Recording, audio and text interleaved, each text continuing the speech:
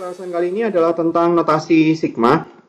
Jadi kalau kita lihat uraiannya, sigma merupakan huruf ke-18 dalam susunan alfabet Yunani. Jadi maksudnya dia ditulis dalam bentuk huruf seperti ini, atau kalau huruf kecil seperti itu, huruf kecil pada akhir perkataan seperti itu. Dalam sistem angka Yunani, huruf ini mempunyai nilai 200 dalam bidang keilmuan. Simbol huruf besar sigma digunakan sebagai lambang operator penjumlahan. Jadi ini yang kita manfaatkan sekarang. Notasi sigma yaitu merupakan simbol untuk menjumlahkan beberapa jumlah bilangan terurut yang mengikuti suatu aturan atau pola atau aturan tertentu. Misalkan seperti ini. Kalau misalnya kita punya sigma, jadi sigma itu boleh ditulis kayak gitu, atau kadang-kadang ada beberapa orang yang dia menuliskan seperti ini. Sama aja. Kalau kita punya, katakanlah dia dimulai dengan 1, dan dia itu katakanlah batas atasnya itu adalah 5, dan kalau kita tulisin polanya itu adalah I kuadrat dikurangi sama 2, berarti artinya dia akan dijumlahkan terus dari mulai I sama dengan 1, jadi ini dimasukin ke sini, terurut sampai dengan 5. Jadi kalau misalkan kita tulis 1 kuadrat dikurangi 2 itu untuk I sama dengan 1, terus kemudian 2 kuadrat dikurangi 2 itu untuk I sama dengan 2, terus kemudian 3 kuadrat dikurangi 2 itu untuk I sama dengan 3, terus kemudian 4 kuadrat dikurangi 2 ditambah sama 5 kuadrat dikurangi 2. Nah, itu yang diminta. Itu adalah jumlah daripada sigma I sama dengan 1 sampai 5. Tapi kalau misalkan kita punya sigma yang dia itu nggak ada variabelnya sama sekali, katakanlah di sini kita punya I sama dengan 1 sampai 5, katakanlah itu nilainya adalah 4. Jadi di sini kita jumlahkan terus 4 sampai sebanyak 5 kali, karena dia di sini nggak ada variabel I yang dimasukin.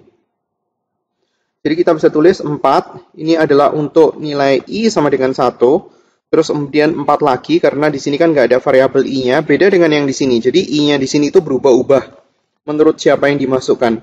Yang di sini tuh I sama dengan 2, terus kemudian kita punya 4 lagi, itu untuk I sama dengan 3, terus kemudian 4 lagi, itu nilai I sama dengan 4, terus kemudian 4 lagi, itu untuk I yang terakhir, yaitu I sama dengan 5, tinggal dicari hasilnya berapa. Nah, itu maksudnya. Pada saat kita belajar tentang notasi sigma, maka ada beberapa sifat-sifat yang harus dipelajari. Sifat-sifat ini sebenarnya kita nggak usah benar-benar hafal mati, tapi kita bisa tahu cara prakteknya, cara penggunaannya, sama kayak seperti logaritma. Jadi di sini kalau misalkan dia itu variabelnya berubah dari I berubah menjadi J, maka semua variabel di dalam UN-nya itu juga berubah. Jadi kalau misalkan kita lihat polanya, maka ini pada saat kita belajar tentang barisan dan deret, pada barisan itu kan dia kan ada UN. Maksudnya pola untuk rumus suku ke N, terus kemudian deret dia itu ada SN, UN itu adalah nilai daripada suku ke N, sementara SN itu adalah jumlah sampai suku yang terakhir. Jadi di sini ini itu sebenarnya adalah UN, sementara jumlah yang terakhir di sini ini sebenarnya adalah SN. Jadi ini juga sama, ini adalah UN-nya, nah sementara jumlahnya di sini itu sebenarnya adalah SN. Jadi pada saat kita mengganti rumus UN, kalau variabelnya berubah, maka dia juga berubah. Jadi kalau misalkan kita lihat contohnya, saya punya sigma I sama dengan 2 sampai 7. Di sini adalah 2I plus 3. Jadi kalau misalkan dia ada soalnya I sama dengan 2, 7. Di sini kalau misalkan kita tulis variabel di dalamnya itu 2N plus 3, maka di sini itu ini dianggap sebagai konstanta. Jadi maksudnya angka. Karena di sini kan variabelnya I, jadi seharusnya di sini I. Jadi kalau misalkan dia selain I, maka kita sebenarnya bisa anggap dia sebagai konstanta sama konstanta aja. Sama kayak seperti di sini. Misalkan saya bikin sigma I sama dengan 2 sampai 4. Di sini saya tulis 2N plus 3. Berarti di sini 2N plus 3 terus.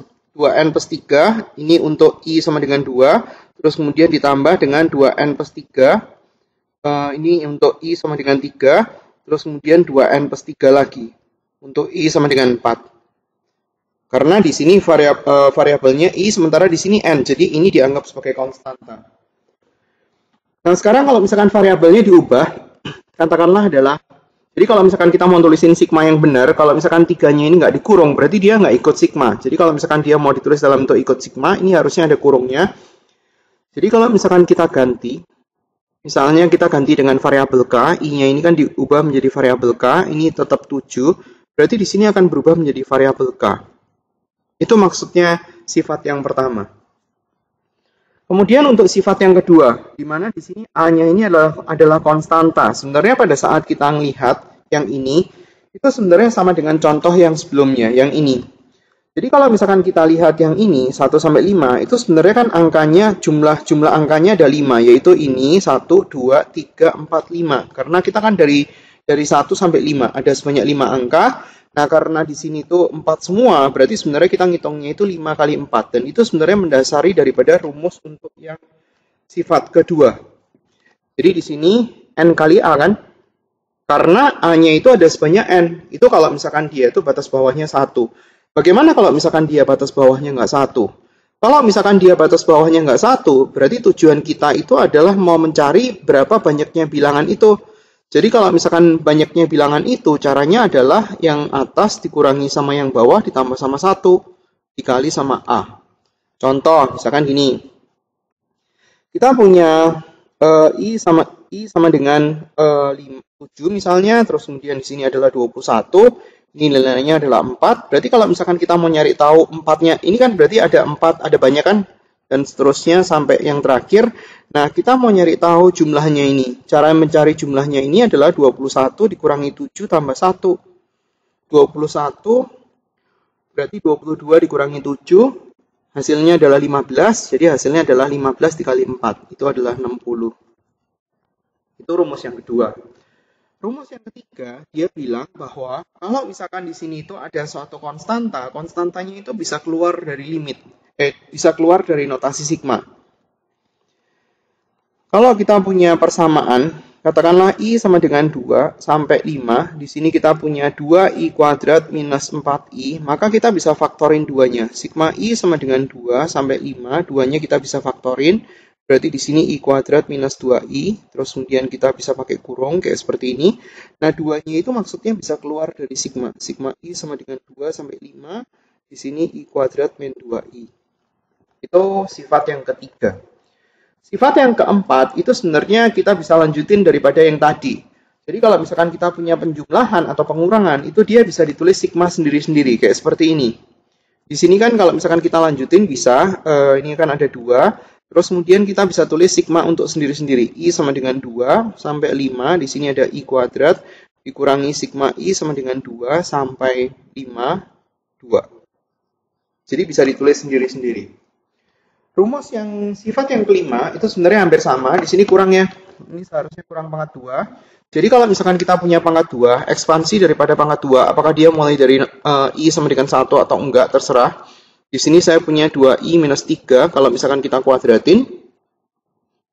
Sigma I sama dengan 2 sampai 10, berarti di sini kita punya 4I kuadrat minus 12I ditambah sama 9, berarti kita bisa pisah sigmanya sendiri-sendiri. Sigma I sama dengan 2 sampai 10, 4I kuadrat dikurangi sigma I sama dengan 2 sampai 10, 12I ditambah sigma I sama dengan 2 sampai 10, 9. Dan ini sebenarnya 12-nya bisa keluar dari sigma, 12-nya bisa keluar ke depan. Jadi kalau misalkan benar-benar kita mau sederhanain lagi, kita bisa tulis 4 sigma I sama dengan 2, I kuadrat minus 12, sigma I sama dengan 2 sampai 10, I ditambah sigma I sama dengan 2, 10, 9. Itu yang kelima. Sekarang yang keenam. Yang keenam, oke, saya butuh ruang. Jadi yang keenamnya saya tulis di yang sini aja, karena dia panjang. Jadi yang keenam, kalau misalkan kita lihat, dia fungsinya sama. Ini kalau kita lihat, ini sama ini itu fungsinya sama. Jadi kalau fungsinya sama dan kemudian batasnya itu dilanjutkan, kita bisa tulis dia dalam satu batas. Coba kita lihat ini yang paling pertama, ini yang paling terakhir. Maksudnya gini. Jadi kalau misalkan di sini itu kita punya I sama dengan 2 sampai 7, terus kemudian di sini 2I ditambah sama 6, ditambah sama sigma I sama dengan 8 sampai 10, terus kemudian di sini 2I tambah 6, ini sama ini kan sama. Sementara ini batasnya nyambung. Dari sini nyambung langsung sini kan. Jadi kita bisa tulis batasnya itu mulai dari I sama dengan 2 sampai 10, 2I tambah 6. Bagaimana kalau misalkan batasnya nggak nyambung? Kalau misalkan batasnya nggak nyambung, ya berarti kita harus bikin dia jadi nyambung. Bagaimana caranya? Misalnya kan kita punya I sama dengan 2 sampai 7. Katakanlah soalnya ini ya, 2I tambah 6. Terus kemudian di sini nggak nyambung. Katakanlah mulai dari 10 sampai 12. 2I tambah 6. Berarti kita harus bikin nyambung. Caranya adalah batasnya ini diubah menjadi batas 8. Sigma I sama dengan 2, 7, 2I tambah 6 ditambah sama sigma I sama dengan 8. Dari sini ke sini kan berarti batasnya dikurangi 2, berarti yang atas juga dikurangi 2. Tapi hasilnya yang di sini ntar dulu. Kita sambil lihat fungsi yang lain. Sifat yang lain maksudnya. Terus kemudian yang ketujuh. Nah, ini terkait sama yang ketujuh. Kalau dia terjadi perubahan batas. Kalau dia terjadi perubahan batas, misalkan batasnya itu berkurang sebanyak K, maka yang batas atas juga berkurang sebanyak K, tetapi fungsinya itu menjadi bertambah K. Ini jadi nambah. Sementara kalau sebaliknya, kalau dia batasnya itu bertambah, maka fungsinya itu berkurang. Maksudnya seperti ini. Misalnya kita punya batas gede. I sama dengan 5. Ini 8. 2I plus 1. Di sini kita mau bikin batas bawahnya itu 1. Berarti dari sini ke sini kan berarti dikurangi 4. Maka dari sini ke sini itu juga dikurangi 4. Berarti di sini adalah 4. Tapi I-nya yang di sini itu diganti dengan I plus 4. Jadi beda. Kalau batasnya dikurangi 4, maka nilai I yang di dalamnya itu ditambah sama 4. Jadi kita bisa tulis I-nya sekarang ganti. Ditambah sama 1. Jadi fungsinya dia akan menjadi I sama dengan 1 sampai 4. Kita punya 2I, itu plus 8 plus 1 berarti plus 9. Bagaimana kalau misalkan I-nya ada banyak? Ya nggak apa-apa, diganti terus. Misalnya kita punya batas I sama dengan 1 sampai katakanlah 6. Di sini kita punya I kuadrat plus 2I. Kita mau ubah batasnya itu jadi I sama dengan 6 misalnya. Berarti dari sini ke sini kan ditambah sama 5. Berarti yang atas juga ditambah sama 5. 6-nya ditambah sama 5 jadi 11. Nah, sementara I yang di dalamnya di sini itu berarti dikurangi 5. Jadi kita bisa tulis I dikurangi 5 kuadrat ditambah sama 2I dikurangi 5. Kayak gitu, tinggal dijabarin.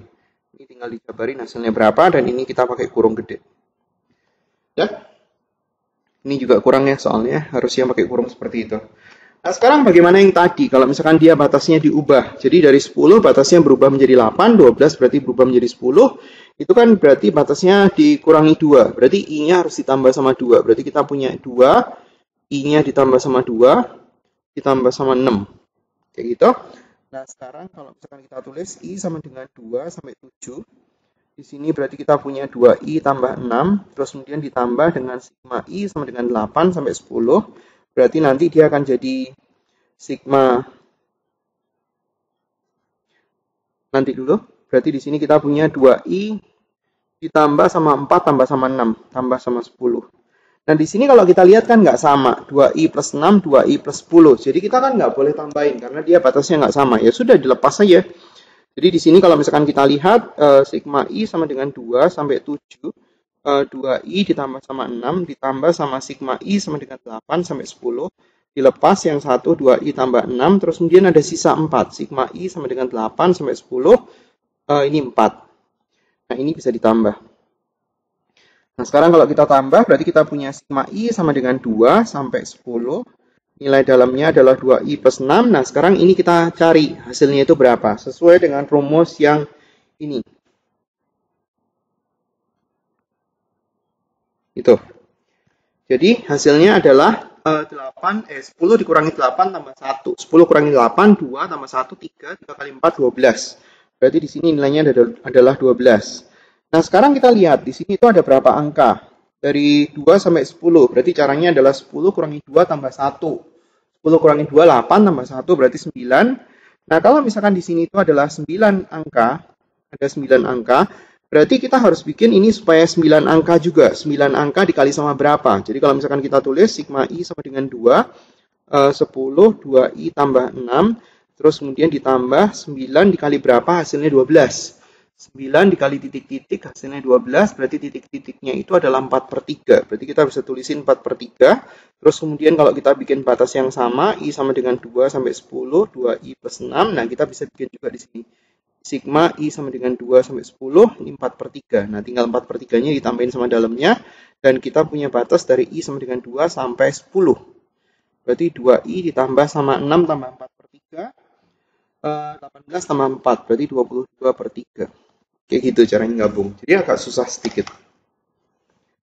Sifat yang terakhir itu adalah untuk kalau misalkan dia batas bawah dan batas atasnya sama. Jadi kalau batas bawah dan batas atasnya sama, berarti ini tinggal masukin ke dalam. Contohnya kayak seperti ini. Misalnya kita punya sigma I sama dengan 10. Di sini 10 juga. 4I ditambah sama 6. Jadi kalau misalkan kita mau tahu, ini tinggal masukin situ. Berarti tinggal 4 kali 10 tambah 6. 46. Itu maksud daripada sifat ke-8. Oke? Nah, sekarang kita coba tulisin dalam bentuk notasi sigma. Nah, kalau kita mau tulisin dalam bentuk notasi sigma, yang pertama kita harus hafal rumus daripada barisan aritmetika dan barisan geometri. Dan prinsipnya, pengertian daripada barisan aritmetika adalah barisan yang mempunyai beda yang tetap. Jadi kalau misalkan kita lihat, kita punya 3, 5, 7, 9, 11, dan seterusnya. Ini termasuk barisan aritmetika, yaitu dia mempunyai beda yang tetap. Bedanya di sini adalah plus 2. Barisan aritmetika, dia punya barisan aritmetika tingkat 1, tingkat 2, tingkat 3, dan seterusnya. Maksudnya apa? Nanti saya kasih tahu kalau misalkan dia itu sudah nyambung dengan soal yang dimaksud. Jadi nanti aja. Pada saat kita belajar tentang barisan aritmetika, kita punya rumus UN, yaitu adalah rumus untuk suku ke N sama dengan A itu adalah suku pertama, plus N-1 kali B. Itu untuk barisan aritmetika. Sementara barisan geometri, itu adalah barisan dengan rasio yang tetap. Kalau barisan aritmetika, barisan dengan beda yang tetap, apakah bedanya positif ataukah bedanya negatif. Kalau kita punya barisan geometri, itu barisan yang mempunyai rasio yang tetap seperti ini. Jadi kalau misalkan kita lihat ini, rasionya itu adalah faktor pengali. Faktor pengalinya adalah 2. Jadi ini adalah barisan geometri dengan rasio 2. Kalau kita mau tulisin rumusnya itu adalah ini, A kali R pangkat N-1. Jadi sekarang kita lihat. Kalau kita lihat ini, polanya ini dia selang-seling. Jadi kan positif, negatif, positif, negatif, positif, dan seterusnya. Nah, sementara kalau angkanya kita bikin bagus, maka dia akan kayak gini. 1 per 1. Coba kita lihat dia atas dan bawah punya pola yang berbeda. 3 per 5, terus kemudian 4. Yang atas urutkan ya kalau kita lihat angkanya. 5 per 9 dan seterusnya. Sampai terakhirnya itu adalah 10 per 19. Jadi kita harus bikin pola untuk tandanya dulu, selang-selingnya dulu. Jadi kalau misalkan kita mau mulai I sama dengan 1, ya kita mau mulai I sama dengan 3 juga nggak apa-apa, tapi biasanya agak lebih pusing. Karena I sama dengan 1, itu berarti maksudnya kita bisa tulis ini sebagai suku yang pertama. Dan yang lainnya akan ngikutin dia. Kemudian kalau misalkan kita lihat, untuk selang-selingnya itu, berarti kalau misalkan kita tulis, berarti di sini batas atasnya dulu ya. Di sini kan I mulai dari 1. Ini kalau kita lihat, ini kan urut 1, 2, 3, dan seterusnya, berarti harusnya batas atasnya itu adalah 10. Terus kemudian untuk tanda selang-selingnya, kita bisa tulisin -1 pangkat I. Coba kita lihat cocok atau enggak. Kalau I-nya kita masukin 1, berarti -1 pangkat 1. Berarti hasilnya minus. Cocok. Kalau kita masukin -1, I-nya kita ganti 2, hasilnya positif. Berarti cocok. Nah, sekarang kita tulis untuk bagian atasnya. Bagian atasnya kan dia urut, adalah bilangan asli. Berarti kita bisa tulis I di sebelah sini. Nah, terus kemudian kita punya yang bagian bawahnya, itu adalah barisan daripada bilangan ganjil. Bilangan ganjil kan mempunyai beda yang sama, yaitu adalah 2. Berarti di sini kita bisa tulis 2 itu sebagai koefisien daripada I. Terus kemudian kita tinggal cocokin. Kalau kita masukin I sama dengan 1 ke sini, berarti kan 2 kali 1. Nah, supaya balik lagi ke 1, kita harus -1. Terus kemudian coba kita cek. Masukin I sama dengan 2. Hasilnya benar 3 nggak? Benar. Masukin I sama dengan 3. Masukin ke sini. Hasilnya 5 nggak? Betul. Berarti ini adalah jawaban akhir. Terus kemudian yang berikutnya. Kalau kita lihat, di sini itu ada faktor pengali tertentu. Jadi kalau di sini kita lihat, dari sini mau ke sini, itu kan dikali 3. Ini dikali 3 dan seterusnya. Ini juga merupakan kelipatan 3. Kalau kita lihat, 243 itu kalau misalkan kita tulis, itu adalah 3 pangkat 5. Jadi di sini kalau misalkan kita tulis sigma I sama dengan 1, berarti terakhirnya pasti 5. Karena ini di sini kan kita bisa tulis 3 pangkat 1, 3 pangkat 2, 3 pangkat 3, dan seterusnya. Ini adalah 3 pangkat 5. Jadi batasnya 5, karena logaritmanya itu sama sekali nggak berubah, berarti kita bisa tulis logaritma Di sini kita bisa tulis karena dia adalah kelipatan daripada 3. Jadi ini adalah barisan geometri sebenarnya. Jadi kita bisa tulis 3, 9, 2, 7, dan seterusnya. Terakhirnya adalah 2, 4, 3. Rasionya itu adalah 3. Jadi kita bisa tulis 3 pangkat. Coba kita coba pangkat I. Cocok nggak? Kalau kita masukin 3 pangkat I, berarti kalau I sama dengan 1, masukin ke sini, berarti hasilnya 3 pangkat 1. Cocok. Kalau kita masukin 3 pangkat 2, I-nya diganti 2, log 9. Cocok. Berarti hasilnya adalah ini. Kemudian untuk yang C. Yang C, kalau kita lihat, ini ke sini kan, kalau kita bilang kali 4, berarti ini ke sininya kan nggak cocok. Nah, sekarang kita lihat dia sebagai penjumlahan. Dari sini ke sini ditambah 3. Dari sini ke sini ditambah sama 8. Dari sini ke sini ditambah dengan 13. Dari sini ke sini ditambah dengan berapa nih?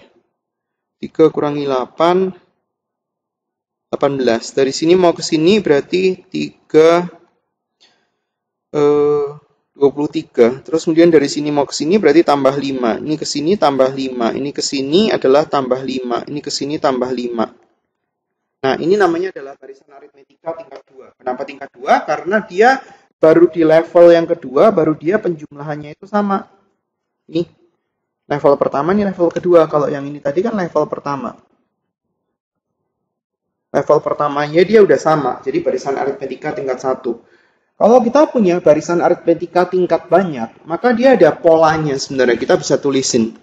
Rumusnya adalah UN sama dengan A ditambah B dikali sama N-1. Ini sebenarnya ada namanya itu 1 faktorial, perkalian terurut, mulai dari 1.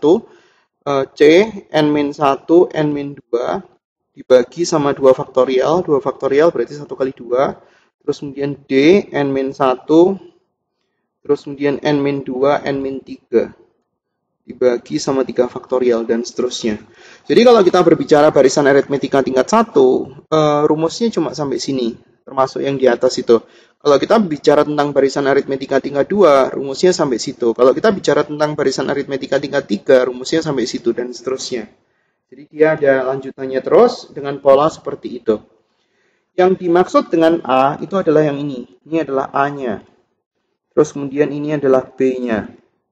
Terus kemudian di sini adalah C-nya. Jadi kalau misalkan kita mau nyari tahu pola, UN-nya berarti adalah A plus N-1, A-nya itu berarti 1, ditambah B-nya itu adalah 3, ya betul, 3, N-1 dibagi 1 faktorial, ditambah C-nya itu adalah 5, itu ada 2 faktorial, berarti per 2, di sini kita bisa tulis N-1, N-2, jadi kalau misalkan kita jabarin, kita punya seperti ini, ditambah sama 5 per 2, N kuadrat, min 3N, min 15 per 2N, plus 2 plus 5. Berarti kita bisa tulis 5 per 2N kuadrat,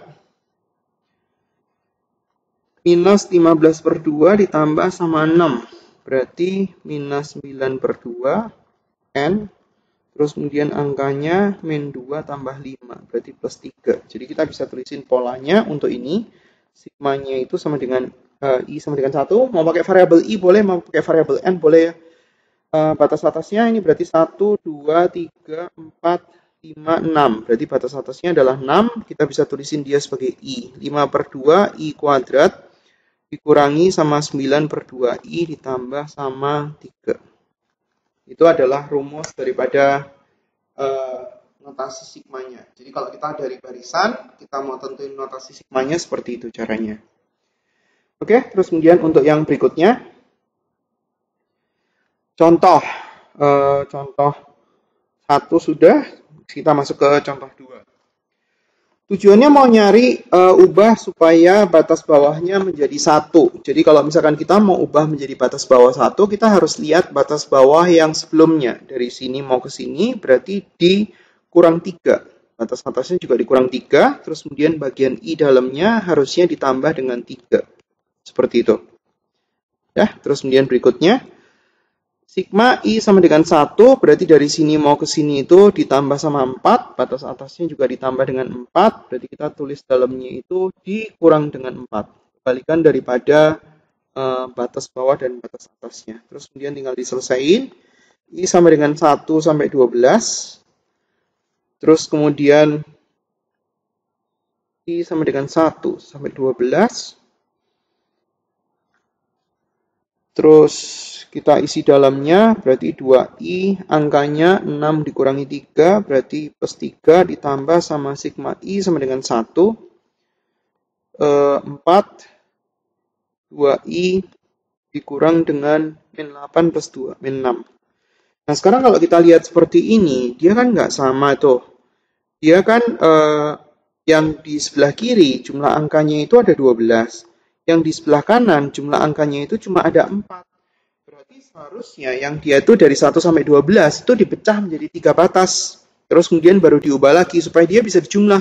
Karena kalau dia jumlah angkanya nggak sama, kita nggak bisa menjumlahkan ini dengan ini. Jadi dia harus diubah dulu. 1 sampai 12-nya itu dipecah, I sama dengan 1 sampai 4, 2I tambah 3, nggak ada perubahan. Sigma I sama dengan lanjutannya, berarti 5 sampai 8, 2I ditambah sama 3.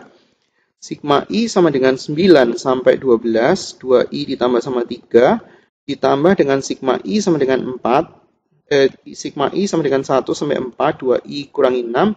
Nah, yang ini sama yang ini bisa ditambah. Sementara yang lain nggak bisa. Saya tambah dulu ya, yang paling kiri sama paling kanan. Berarti sigma I sama dengan 1 sampai 4. Berarti di sini kita punya 4I dikurangi sama 3. Terus kemudian yang ini diubah ke batas bawah 1, batas atasnya 4. Jadi di sini batasnya kan dikurangi 4. Berarti I-nya ditambah sama 4. Kayak gitu. Sigma I sama dengan 1, berarti batasnya dikurangi 8, yang atas juga dikurangi 8, berarti yang dalamnya ditambah sama 8, plus 3. Ya, terus kemudian dicari, I sama dengan 1 sampai 4, ini nggak ngapa-ngapain, 4I tambah 3, ini sigma I sama dengan 1 sampai 4, berarti di sini kita punya 2I, 8 tambah 3, 11, terus kemudian sigma I sama dengan 1 sampai 4. Di sini ada 2I tambah 16 tambah 3, berarti tambah 19. Nah, sekarang kita bisa jumlahkan semuanya untuk mereka bertiga. Sigma I sama dengan 1 sampai 4. I-nya berarti ada 8I, terus kemudian angkanya min 3 tambah 11, 8. 8 tambah 19, 27. Ini hasilnya. Contoh berikutnya, tujuannya mau nyari nilai K. Pada saat kita mau mencari nilai K, berarti kita harus lihat dulu ekspansi daripada itu akan dipecah menurut berapa batas. Karena di sini ada 13 angka. Nah, sementara yang di sini ada 4 angka. Nah, sekarang caranya lihat bagaimana. Ini kalian masuk aja, karena seharusnya kan memang asalnya dari dalam. Jadi kalau kita lihat yang dari sini aja, ini berarti kan sigma I sama dengan 4. Sigma I sama dengan 1 sampai 4, berarti di sini kan kita punya 6I ditambah sama 12, ditambah sama K. K itu di luar sigma ya. Nah, sekarang kita lihat dari koefisien yang paling gede, dalam hal ini pangkat 1, ke koefisien paling gede untuk hasilnya. Itu kan 3 kali lipat. Kalau dia 3 kali lipat, berarti sebenarnya batasnya itu dipecah 3. Jadi di sini kita pecah 3, di sini kan ada 4 angka. Berarti kita pecah 3 menurut dia tuh 4 angka. Jadi kalau misalkan kita ekspansi daripada ruas kiri, caranya adalah sigma I sama dengan, saya tulis soalnya dulu ya, 13, 2I kurangi 3, kita pecah kayak gini. Sigma I sama dengan 1 sampai 4, 2I kurangi 3. Sigma I sama dengan 5 sampai 8, 2I kurangi 3, ditambah sigma I sama dengan 9 sampai 12, 2I kurangi 3. Sisanya gimana? Ya tulis aja nggak apa-apa. Sigma I sama dengan 13. Nah, ini kan sifat yang ke-8, 2I kurangi 3. Nah, terus yang ini diubah menjadi batas bawahnya itu 1. Sama kayak seperti yang sebelumnya kan, soal nomor 2. I sama dengan 1 sampai 4, 2I kurangi 3. Nah, yang ini diubah batasnya menjadi batas bawah 1. Dari 5 menjadi batas bawah 1, berarti kan dikurangi 4. Berarti 8-nya juga dikurangi 4, sementara bagian dalamnya itu ditambah sama 4.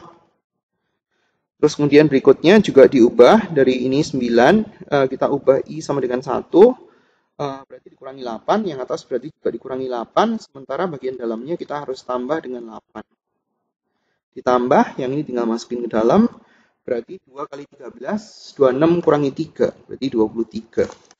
Terus kemudian disederhanain dulu, sigma I sama dengan 1 sampai 4, 2I kurangi 3, ditambah sigma I sama dengan 1 sampai 4, berarti di sini 2I plus 6 min 3, berarti plus 3. Ditambah sigma I sama dengan 1 sampai 4, 2I plus 16 min 3, berarti plus 13, ditambah sama 23. Terus kemudian yang I-ian ini ditambah semua. Sigma I sama dengan 1 sampai 4, berarti di sini kita punya 6I, udah cocok. Di sini kan 6I kan. Terus kemudian angkanya, min 3 tambah 3 habis, terus kemudian itu 13, berarti kita bisa tulis di sini 13, tapi nggak cocok karena di sini seharusnya 12, berarti kita harus pecah nanti ditambah sama 23, berarti sama dengan sigma I sama dengan 1 sampai 4, di sini kita bisa tulis 6I tambah sama 12, satunya di sebelahnya, sigma I sama dengan 1 sampai 4, ini nilainya 1, supaya jumlah totalnya 13. Jangan lupa ada 23, terus kemudian di sini kita bisa ganti, itu nilainya adalah 4, jadi 4-nya ditambahin sama ini adalah punya K. Ini adalah nilainya K. Jadi kita bisa tahu nilai K-nya itu adalah 4 tambah 23, berarti adalah 27. Oke, gitu caranya. Jadi agak panjang ya. Contoh yang terakhir, tujuannya adalah pembuktian. Sama, kalau tujuannya adalah pembuktian, kita harus selalu ingat dia ada berapa angka. Coba kita lihat yang ini. Jumlah angkanya ada berapa? Dari 4 sampai 15. Caranya tahu adalah tinggal 15 kurangi 4. 15 kurangi 4 itu 11. 11 tambah 1. Berarti ada 12 angka. Terus kemudian kita lihat di sini. Berarti dia ada 12 angka juga. Berarti kalau misalkan kita ubah batas bawahnya sama. Maka dia akan bisa dikurangi. Ini juga 12. Berarti pembuktiannya nggak terlalu susah. Karena sama-sama ada 12 angka. Jadi kita tinggal urus yang perubahan daripada batas, 8-nya disubstitusi masuk ke dalam. Saya tuliskan untuk pembuktian untuk ruas kiri. Jadi kalau misalkan kita tulisin, K-nya langsung diganti ya, K sama dengan 1. Atau jangan dulu, K sama dengan 4, ini 8. Ini 15. 8-nya disubstitusi, dimasukin dulu ya, 8K kuadrat minus sigma K sama dengan 1, ini 12, K tambah 3 kuadrat, ntar dulu aja gantinya. Berarti di sini sigma K sama dengan 1 sampai, ini berarti kan dikurangi 3 kan? Dikurangi 3, berarti yang atas dikurangi 3, 12, yang dalam ditambah 3, 8, K tambah 3. Dikurang 3 tambah 3 kuadrat, dikurangi sama sigma K sama dengan 1 sampai 12, nah berarti dalamnya boleh ditambahin kuadrat. Jadi, maka sama dengan 1 sampai 12, dalamnya kita bisa tambahin semua, berarti kita punya K kuadrat dikali sama 8, 8K kuadrat, terus kemudian kita punya 6K dikali 8, 48K, terus kemudian di situ ada 9 dikali 8, berarti 72, dikurangi sama yang minus K plus 3, berarti kita bisa tulis langsung buka, K kuadrat minus 6K dikurangi sama 9, terus kemudian tinggal disederhanain. Sigma K sama dengan 1 sampai 12, berarti di sini kita bisa tulis K-nya, K kuadratnya 7K kuadrat, 48K dikurangi 6, berarti 42K, terus kemudian angkanya 72 kurangi 9, dan itu adalah 63 dan cocok. Itu adalah penjelasan untuk notasi sigma. Terima kasih atas perhatiannya, sampai jumpa di video pengajaran ini.